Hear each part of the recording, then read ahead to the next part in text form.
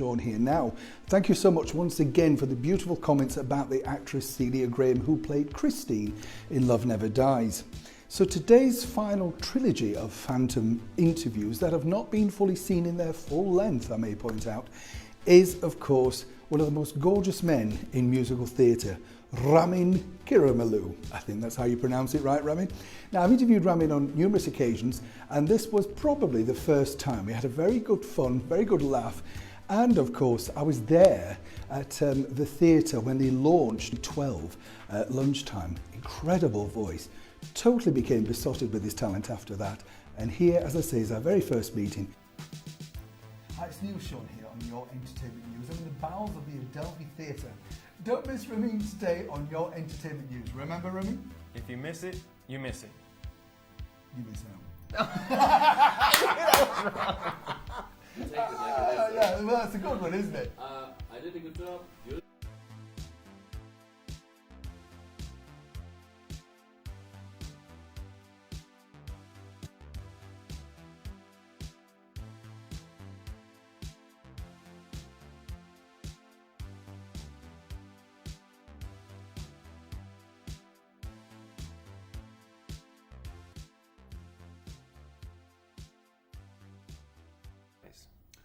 And we're back in the room. Nice to finally meet up with you. Now, we saw you on stage a couple of weeks ago. I have to say, I think you're very menacing at this song. But actually, you kind of think, he's quite devious the way he wins what he wants out of people. Well, he's a passionate character, you know what I mean? And he wants what he wants, and he'll do what he can to get what he wants, you know? And nothing will get in their way. When you're playing the character, when you first got the role, I mean, obviously, everybody knows the role, you know, everybody knows of Phantom of the Opera. First of all, how daunting was the audition, say, for Andrew Lloyd Webber, because we've met him a few times? Cut the middle bit out. I didn't have to audition. I was playing the Phantom in the original, and he just brought me in to sing Till I Hear You Sing, and it sort of snowballed from there. I think they liked what I did there, and then we started doing the workshop. I kept creating it. I guess I was delivering my A game every time. Yeah. So I never felt, well, I'll enjoy it as long as it lasts. And when you heard, you know, your big number, Till I Hear You Singing, for the first time, I mean, even now I could just listen to it on repeat all the time. But did you know it was a hit straight off? Not so much the song, but also the role that it sort of started developing around myself and my voice. So I really love singing it, you know, and it's one of those things where you start, now it starts filtering out, you hear other people singing, but yeah, it's weird. It's but sort you of started like, it. You really need to hear it, or and to this day I still love singing it. I love the actual scene though that it encapsulates. I really love that.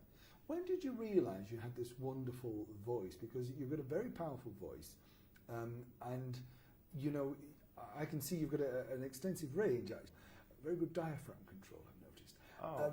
But when did you know, how old were you? You thought... Rock bands, but I never considered, do I have a good voice? Can I sing? I just enjoy doing it. So I just continue to do so. I don't try and Annette, who I learned a few things from. But it was nice because she wasn't changing what I was doing as opposed to it being instinctive. Yeah. She intellectualized it. And that you found a talent and it's kept to yourself, because sometimes when a voice is trained, it sounds the same as everybody else's. I'm glad you said that. And he's got a sound.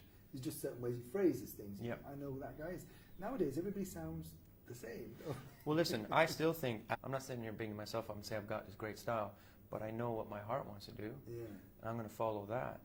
Now, with someone like Edie, who nurtured that and just gave a few little structure along the way to keep what I had. Yeah. But I think, and it's not about a pretty sound, yeah. It's telling a story, and it's letting your heart speak through your voice.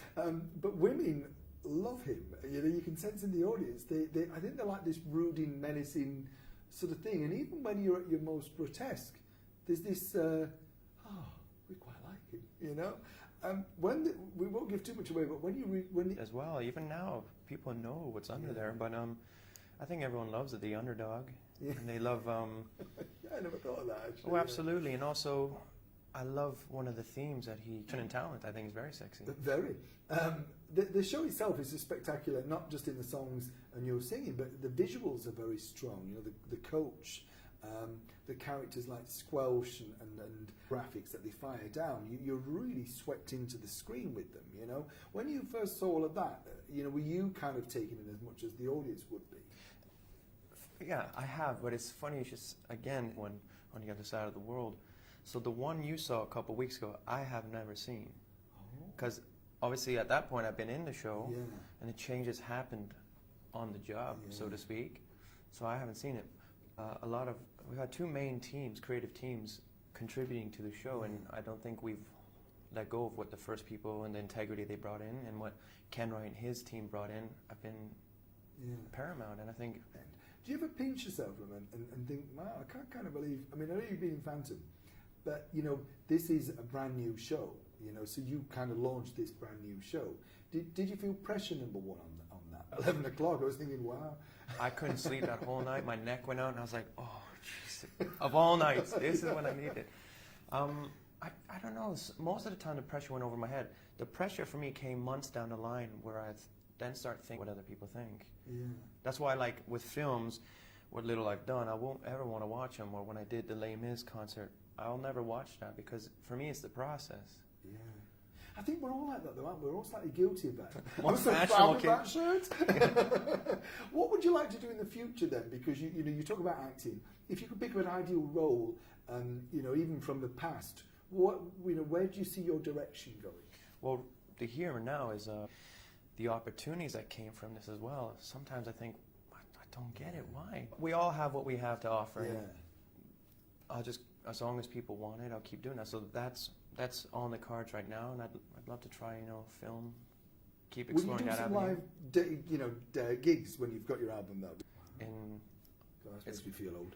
I know. So I'm playing the Phantom for that, which is, again, pinch myself. Do you get nervous when there are other people there that you probably admired yourself? No, then, because you learn from them. You learn from them. Like I was when we were rehearsing in the Marquee, and you walked out to this massive arena. I thought, oh, this is so exciting. And you learn by all that talent there. It'd be silly to be nervous, because you're going to miss what you can learn. You are now part of musical now. When you, when I've interviewed Andrew on occasions, I find myself, and that sounds really weird to me, but looking at his fingers and thinking of the songs that he's composed, you're thinking, like you think, I wonder what you do with that. And do you ever get lost looking at them and think, I can't quite believe I'm working? Well, the concept album. And he says, you can learn a lot from that, and then you can parallel some of the character, and his genius, his passion, his. With Andrew, it's always there's only one way, and it's sometimes hard to explain it, but his ear hears something. Hearing that, and he can. So oh, absolutely.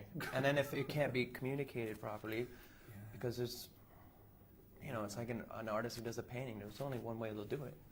So finally, you've got your album deal, and you're doing some concerts.